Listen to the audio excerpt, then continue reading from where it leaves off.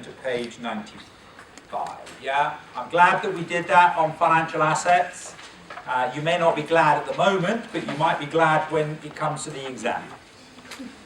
Yeah, so we've had a look at financial assets, and now we're going to have a look at accounting for tennis players. Page 95.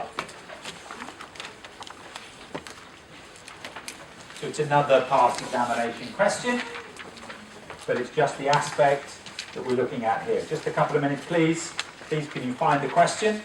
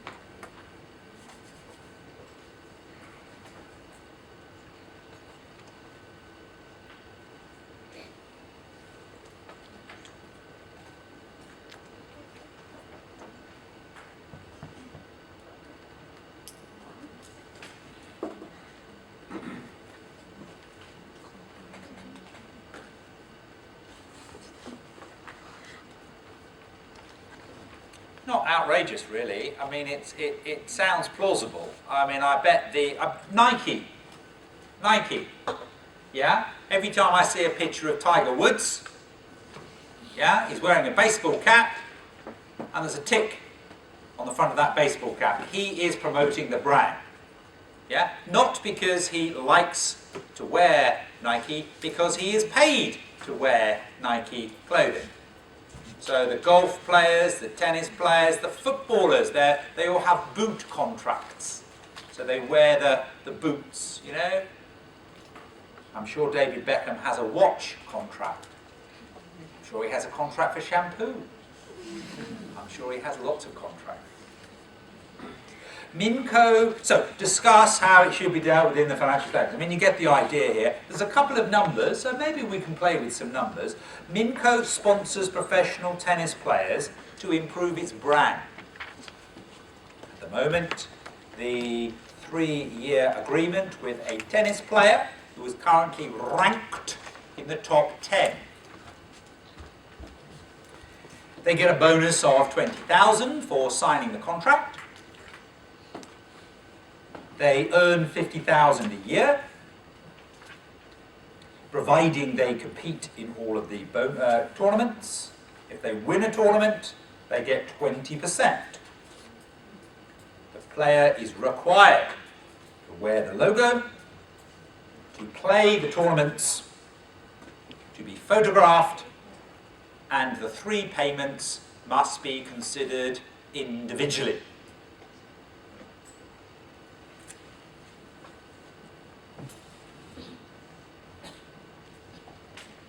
Brands, sponsorship. What's your intuition? What do you do with advertising costs, promotional costs, and marketing costs? What is your intuition? can we capitalise those as part of the cost of developing a brand? Are we going to develop a brand and capitalise it and put that brand on the balance sheet? Or is the advertising cost and promotional cost, are they to be regarded as an expense? Where do we stand on this? Expense, thank you very much. I say 38.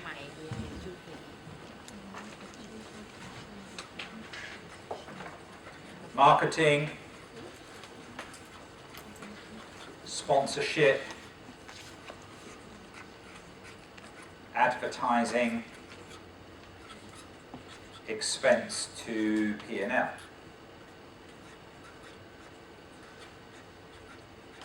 Our own brands,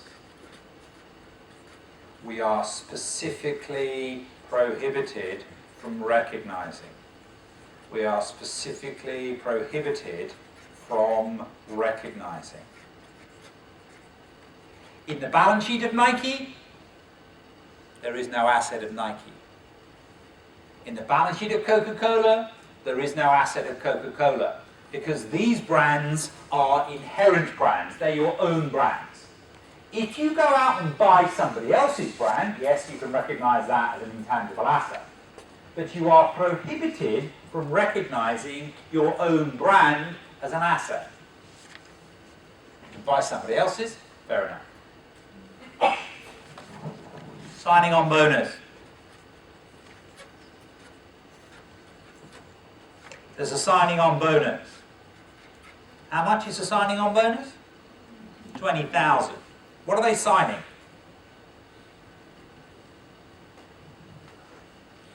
What are they signing? What's the contract they sign? Don't know. They have a 3-year agreement. A 3-year agreement. So we pay $20,000 and then somebody signs a 3-year agreement. What are you going to do with that $20,000? Expense it straight away? That would be my intuition. No, hang on a minute, it's a 3-year contract. So I'd write it off over 3 years. I wish the number was 21,000. Because then I would say, in the first year there will be 7, and then we'll carry forward an asset of 14. There'll be a prepayment, effectively. So, yeah, what you've got here is a prepaid expense. We apply the matching concept, and we would spread it over 3 years. So signing on bonus is a prepayment. So we apply the matching concept. We apply the matching concept, and there will be an annual expense. There will be an annual expense of 1/3 of 20, but that's not a number that appeals to me. So, you know, if it's, as I say, if it's 21, I'll say 7, but, you know, there you go.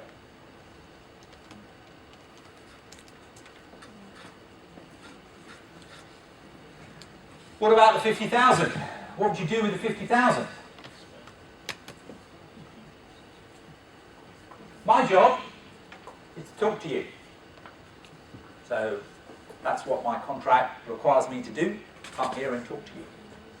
So I get paid for talking. A tennis player is being paid here to wear some clothes and have their photographs taken.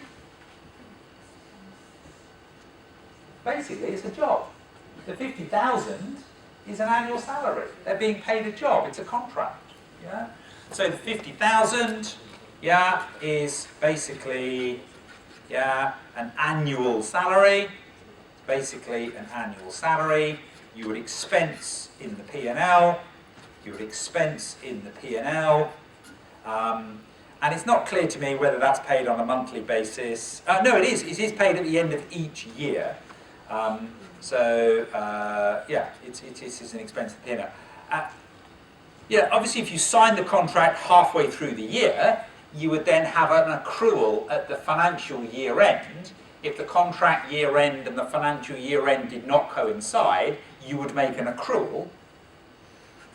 So you would accrue if the contract and financial year end, did not coincide. if the contract and financial year end were not the same, if they were not coterminous. Yeah? So you would recognise a liability in respect of any unpaid 50,000. Bonus, 20% bonus. Well, I think that is debatable because the word if the player wins a tournament, she gets a bonus. If the player wins a tournament. So the 20% bonus is contingent on winning the contract, is contingent on winning the tournament, is contingent on winning the tournament. Therefore, yeah, provide when there has been a past event. Provide when there has been a past event. Recognise when they've won the contract, when they've won the tournament. If they haven't won the tournament, you can't recognise you haven't got a liability. You only have a liability once they have won the tournament. So provide for, recognise when there has been a past event. In other words, when they have won the tournament. This is a strange paper, ladies and gentlemen, and I think today, in what we've done today, sort of covers quite a range of the paper, because some of the paper is number crunching group accounts. You're on familiar territory. Some of the paper is sort of quite technical, where you have to know about held for sale, and you have to know about investment property, and you have to know about financial assets. There's definitions that you have to know. And then some of this paper is a bit waffly, really. You know, the ethics is a bit waffly. I think, you know, sorting out tennis contracts is a bit waffly. I think MC was, you know, it's not technically challenging. The challenge is to find out what you're being asked. F7 is lovely. F7 is up and down. F7 is black and white, because you are directly asked, specifically on the accounting standard and specifically on the narrow point. What the examiner is brilliant at doing in P2 is integrating things up, mixing things up, and also touching on some of the weird and the wonderful stuff. Sadly, it's Saturday night. Sadly, the teaching day is over. Sadly, we've got to go home. I look forward to seeing you tomorrow morning. I look forward to seeing you tomorrow morning at 9:30. Yeah, where we will continue the journey. I'd like us to have a look at cash flow. I'd like us to have a look at another balance sheet question. I'd like us to do some more accounting standards. I'd like us to look at a current issue. I'd like us to work hard tomorrow. And in order for that to happen, rest well tonight. Please, your homework tonight, get some sleep, get some rest, have some food. Yeah.